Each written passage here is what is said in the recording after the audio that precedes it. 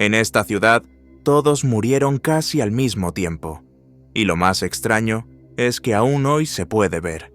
Aquí se encuentran mensajes garabateados en las paredes, huellas en el cemento endurecido y, sobre todo, los famosos moldes de las víctimas, con detalles que dejan a cualquiera sin palabras.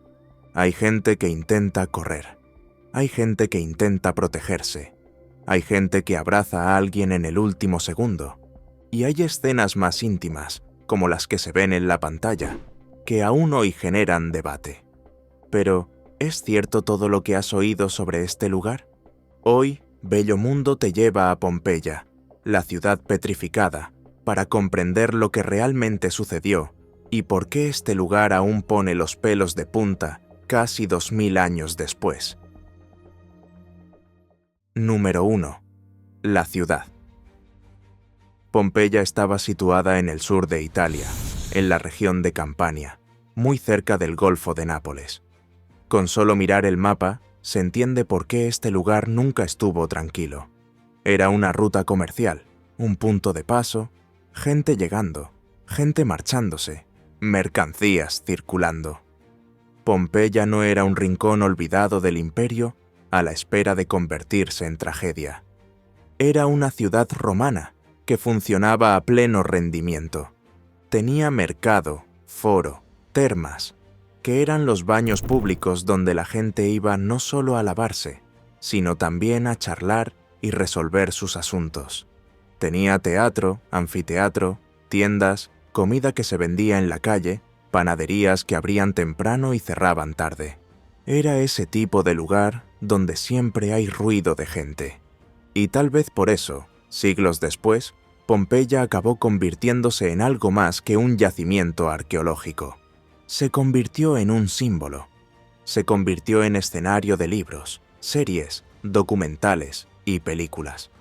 Una de las más conocidas es la película Pompeya, estrenada en 2014, que convierte la ciudad en un escenario de romance, luchas de gladiadores y persecuciones. Pero ahí viene el contraste que lo cambia todo. En el cine, siempre hay un héroe corriendo contra el tiempo. En la vida real, no hubo banda sonora épica ni rescate de última hora. Lo que hubo fue una rutina interrumpida, porque mientras la ciudad seguía con su ritmo normal, al lado había una presencia que todo el mundo conocía, pero que casi nadie tomaba en serio. El Vesubio. Para mucha gente de la época, no era más que una montaña en el horizonte. Verde, bonita, parte del paisaje. Un fondo fijo de la ciudad, hasta el día en que el paisaje decidió moverse. Por lo que se reconstruye hoy, el comienzo no fue ese escenario apocalíptico de una sola vez. Primero vino una fase engañosa. El volcán comenzó a lanzar ceniza y piedra pómez, esas piedrecitas ligeras y porosas que parecen más molestas que amenazantes cuando caen al principio. Es fácil imaginar a mucha gente pensando que eso era todo. Cerrar la puerta, cerrar la ventana, limpiar después, seguir con el día. Pero el problema no era lo que caía, era cuánto tiempo caía. No duró minutos, duró horas. Y cuando se acumulan horas de material sobre el tejado, el peso se convierte en una sentencia. Ninguna casa fue construida para soportar una gruesa capa de ceniza acumulada, ni siquiera las de hoy, mucho menos las de hace 2000 años. A partir de ahí, comienza el efecto dominó. El techo cede, la pared se agrieta, la calle se vuelve difícil de cruzar, la gente se lastima al intentar salir, la gente queda atrapada dentro de sus casas, la gente regresa para buscar a su familia y ya no puede salir, y el pánico comienza a extenderse junto con el polvo. Y aquí entra un detalle que cambia por completo la forma de ver Pompeya. Hasta ese momento, todavía se podía intentar huir. Quienes decidieron salir temprano tuvieron una oportunidad real de escapar. Hay registros de personas que lograron irse a tiempo, pero mucha gente se quedó, ya fuera porque pensaban que pasaría, ya fuera porque no querían abandonar sus casas, sus bienes, sus familias, o simplemente porque no entendían la magnitud de lo que estaba comenzando. Y ahí es donde la historia llega a un punto sin retorno.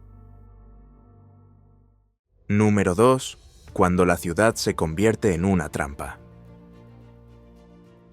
En algún momento, todo cambia de golpe. Lo que estaba subiendo al cielo simplemente se derrumba. Y entonces no se convierte en una piedra que cae lentamente, ni en algo que te da tiempo a pensar hacia dónde corro. Se convierte en una masa de aire caliente y pesado que rasga la ciudad como un vendaval invisible. Entra por donde puede, por puertas, ventanas, pasillos, patios, sótanos. No respeta paredes, no respeta rincones, no respeta escondites. Y es en ese momento cuando Pompeya deja de ser una ciudad que intenta sobrevivir y se convierte en un lugar del que ya no hay salida. Si has visto la película Dante's Inferno, esa de los años 90 en la que una nube caliente lo arrasa todo a su paso, la idea visual es similar. Pero eso era cine. En Pompeya fue real. Esto es lo que los investigadores llaman corriente piroclástica, una mezcla de gas y fragmentos volcánicos que se mueve rápido y caliente. No es lava que fluye lentamente, es una pared de aire asesino. Y aquí es donde las discusiones científicas cobran gran importancia, porque cambiaron la forma en que entendemos los últimos segundos de Pompeya. Durante mucho tiempo, la explicación más repetida fue la de una muerte lenta, como si todo el mundo se hubiera quedado atrapado, respirando cenizas y luchando por respirar hasta caer. Sin embargo, análisis más recientes indican que, en muchos puntos, lo que se produjo fue un choque térmico tan intenso que no dio tiempo a reaccionar. Es decir, la persona se encuentra con una temperatura absurda y todo acaba rápidamente. Por supuesto, eso no significa que fuera igual para todos. Hubo personas que murieron por inhalar gases y cenizas. Hubo personas que fueron golpeadas por estructuras que se derrumbaron, así como hubo personas que cayeron al intentar correr. Lo que sucedió en Pompeya no tuvo una sola causa. Fue un conjunto de factores que involucró calor extremo, falta de aire, impacto, derrumbes y caos. En algunos lugares, casi instantáneo. En otros, una secuencia corta, pero igualmente brutal. Y es por eso que los cuerpos expuestos que se encuentran en la ciudad impresionan tanto. Porque muchas posturas allí parecen un gesto interrumpido, en medio de la acción. Un brazo levantado, un cuerpo encogido, un intento de proteger a alguien a su lado. Y hablando de estas figuras, aquí tenemos que aclarar una confusión común. Las personas no se convirtieron en piedra. Número 3. Los cuerpos de yeso. Esta es una de las ideas más erróneas que circulan sobre Pompeya. Muchas personas salen de allí pensando que esas figuras son cuerpos que se convirtieron en piedra, como si la lava hubiera transformado a las personas en estatuas. No fue eso lo que sucedió. El proceso fue mucho más extraño y, en cierto modo, más impresionante. Cuando la erupción cubrió la ciudad, los cuerpos quedaron sepultados por cenizas calientes y finas. Estas cenizas se endurecieron a su alrededor, como si fueran una cáscara. Con el tiempo, el cuerpo se descompone, pero la cáscara permanece allí, manteniendo la forma vacía por dentro. Siglos más tarde, cuando comenzaron las excavaciones, los arqueólogos se dieron cuenta de que había cavidades en el suelo, espacios vacíos con forma humana. En lugar de limitarse a retirar las cenizas y perder ese contorno, surgió una idea que lo cambió todo. Empezaron a rellenar esos huecos con yeso líquido. Cuando el yeso se endurecía, se retiraban las cenizas circundantes, y entonces aparecía la forma del cuerpo con todo detalle. Los pliegues de la ropa, la posición de las manos, la expresión del rostro, incluso detalles del cabello y la tela en algunos casos. Así que esas figuras que ves no son personas convertidas en piedra. Son moldes de yeso, hechos a partir del vacío que dejó el cuerpo. Y eso cambia por completo la forma de ver ese lugar, porque no es una escultura de la tragedia, es casi una huella digital del último instante. Y hay otro detalle que lo hace aún más impactante. Estos moldes no solo muestran cómo murieron las personas, dan pistas sobre cómo vivían. El tipo de ropa, sandalias, cuerdas, bolsos, incluso objetos que estaban pegados al cuerpo en el momento final. En algunos casos, se puede ver si alguien llevaba herramientas, dinero, comida o intentaba sujetar a otra persona. Es como si la vida cotidiana se hubiera quedado atrapada en el yeso junto con el gesto. Y es por eso que este método, creado en el siglo XIX, se ha convertido en una marca de Pompeya. Ninguna otra ciudad antigua ha conservado el gesto final de las personas de esta manera. Y ahí entran en juego los descubrimientos recientes, que hacen que esta película sea aún más completa. Número 4. Historias y mitos. En 2023, por ejemplo, se descubrió una panadería que funcionaba como una especie de prisión de trabajo. Un espacio estrecho, con pequeñas ventanas altas con rejas y marcas en el suelo, que ayudaban a coordinar el movimiento de los animales y los trabajadores, obligados a caminar en círculo para moler el grano. La imagen es impactante porque rompe con ese romanticismo de ciudad antigua con encanto. Pompeya estaba viva, pero no era fácil para todo el mundo. Y donde hay imágenes impactantes, suelen surgir historias inventadas. En este sentido, Pompeya se ha convertido en una especie de fábrica de rumores modernos, sobre todo en Internet. ¿Recuerdas la imagen que mostramos al principio y una postura un poco íntima? Pues bien, esa imagen fue uno de los rumores más virales que mucha gente decidió interpretar como un hombre tocándose en medio de la tragedia. La foto circula, se convierte en broma, se convierte en leyenda, y mucha gente decide por sí misma lo que significa. Por supuesto, mucho de esto se debe a la fama de ciudad libertina o al comportamiento desvergonzado de los romanos. Pompeya tenía una relación muy abierta con los símbolos relacionados con el cuerpo y la vida cotidiana. Grafitis en las paredes, dibujos en las casas, objetos con formas sugerentes y mensajes muy directos formaban parte del paisaje urbano. Esto no se consideraba un escándalo. Era parte de la cultura de la época, relacionada con la suerte, la protección, el humor y también con la economía de la ciudad. Los arqueólogos ya han identificado decenas de lugares relacionados con encuentros pagados y alojamiento, además de tabernas y espacios de paso. El más famoso de ellos se conoció como el Gran Lupanare, un edificio de 2 plantas organizado en varias habitaciones pequeñas. Y aquí entra un detalle que mucha gente no imagina.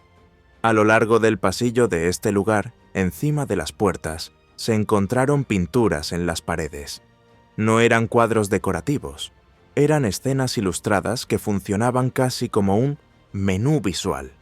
Mostraban diferentes posturas y situaciones, dando al visitante una idea de lo que se ofrecía allí dentro. Este tipo de imágenes no se limitaba solo a los burdeles. En algunos baños públicos más alejados del centro, conocidos como baños suburbanos, los arqueólogos también encontraron pinturas con escenas del cuerpo humano en contextos muy directos, lugares que frecuentaban personas comunes, no solo las élites. Esto demuestra que estas representaciones formaban parte de la vida cotidiana visual de la ciudad, no eran algo oculto o prohibido. En casas particulares también aparecen objetos y dibujos con el mismo tono. Amuletos con formas sugerentes, mosaicos en el suelo, inscripciones en las paredes. En lugar de vergüenza, la lógica allí era otra.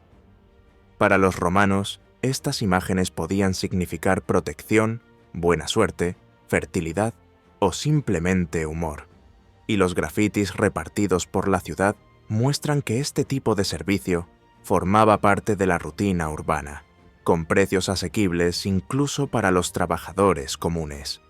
Esto ayuda a entender algo importante. En Pompeya, este tipo de actividad no se ocultaba. Era algo integrado en la vida de la ciudad, socialmente aceptado y vinculado a la economía local. Gran parte de las personas involucradas provenían de los estratos más bajos de la sociedad, a menudo sin muchas opciones de trabajo, mientras que los propietarios de estos espacios, en general, eran personas de posición más alta. Es decir, detrás de la imagen de una ciudad animada y colorida, también existía un sistema de desigualdad muy claro. Y es por eso que cuando alguien ve un molde en una posición diferente y se apresura a hacer una interpretación maliciosa, esa lectura encuentra terreno fácil. Pero la explicación más probable es mucho menos divertida. Los cuerpos expuestos a calor extremo pueden contraerse, los brazos se doblan, las piernas se flexionan, las manos se bloquean en posiciones extrañas. Esto puede suceder como una reacción física al entorno, no como un gesto consciente. Así que, en lugar de ser la última elección de la persona, es mucho más probable que sea el cuerpo reaccionando a una situación de choque térmico, rigidez y caos. Es el caso clásico. La imagen por sí sola crea una historia. El contexto lo cambia todo. Y ahí entra el otro molde famoso, que es aún más fuerte emocionalmente. El abrazo. Hay un conjunto de cuerpos abrazados que durante décadas se presentó como dos mujeres, a menudo descritas como madre e hija, desesperadas por protegerse en el último segundo. Sin embargo, los análisis con exámenes y ADN indicaron otra cosa. Eran dos hombres, con edades estimadas entre el final de la adolescencia y el comienzo de la edad adulta. Y no eran parientes cercanos. Y ahí surge la pregunta que nadie puede responder con certeza. ¿Eran amigos? ¿Eran parientes lejanos? ¿Eran una pareja? ¿O simplemente eran dos personas que se encontraron en medio del caos y se abrazaron por instinto? La verdad es que no se puede afirmar con certeza. Pero se puede afirmar algo más importante. La ciencia está cambiando Pompeya sin mover ni una sola piedra. Con ADN antiguo y nuevos análisis, varias certezas han ido cayendo. Casos que parecían madre e hijo, pero no lo eran. Grupos que parecían familia, pero no tenían parentesco. Interpretaciones antiguas hechas solo a ojo que no se sostienen cuando la investigación profundiza más. Y eso hace que el lugar sea más humano, no menos. Porque muestra que, aquel día, las personas se unieron por miedo, solidaridad y casualidad, no por un guión cinematográfico. Número 5. Pompeya hoy. Incluso después de casi 2000 años, Pompeya no ha dejado de ser excavada, analizada y reinterpretada. Cada nueva técnica de laboratorio cambia algo. Un molde obtiene ADN, un hueso revela la edad, un objeto cambia la lectura de un espacio, una inscripción cambia la función de un edificio. El lugar parece detenido en el tiempo, pero la comprensión sobre él cambia constantemente. Y eso crea un efecto curioso. Cada década creemos que finalmente hemos entendido Pompeya. Y llega la siguiente década y nos demuestra que no. Hoy en día, los equipos utilizan drones, escáneres láser y modelos digitales en 3 dimensiones para cartografiar zonas que aún no se han abierto al público. En lugar de limitarse a excavar, ahora se ve mucho por dentro, sin romper paredes, sin quitar capas, sin tocar lo que está enterrado. Hay proyectos que reconstruyen casas enteras en el ordenador. Vuelven a poner el techo, pintan las paredes, simulan la luz que entra por la ventana. No para hacer una película, sino para probar hipótesis, para entender cómo se utilizaba el espacio en el día a día. Y también existe la otra cara, el turismo. Millones de personas pasan por allí cada año. Esto ayuda a mantener vivo el sitio, pero también lo desgasta. El suelo se desgasta, las paredes se agrietan, la pintura se desvanece. Parte del trabajo hoy en día no es solo descubrir, es conservar lo que ya se ha encontrado. Al fin y al cabo, Pompeya no es solo la ciudad petrificada, es la ciudad que se convirtió en prueba. Prueba de cómo era la vida en una ciudad romana común, con rutina, comercio, desigualdad, charlas triviales y trabajo duro. Prueba de cómo un desastre no afecta a todo el mundo, de la misma manera, ni al mismo tiempo. Y prueba de cómo, sin contexto, inventamos historias a partir de imágenes. Quizás por eso, Pompeya sigue conmoviendo tanto a quienes caminan por esas calles, entran en esas casas y se enfrentan a esos moldes, porque no parece un pasado lejano. ¿Qué es lo que más te llamó la atención de esta historia de Pompeya? ¿Fue algún detalle en el que nunca te habías parado a pensar antes? Cuéntanoslo en los comentarios, siempre los leemos. Si te gustó el video, dale un like. Compártelo con alguien a quien le gusten las historias extrañas, las curiosidades y los lugares fuera de lo común. Y no olvides suscribirte al canal para seguir viajando con nosotros por nuestro bello mundo. Nos vemos en el próximo video.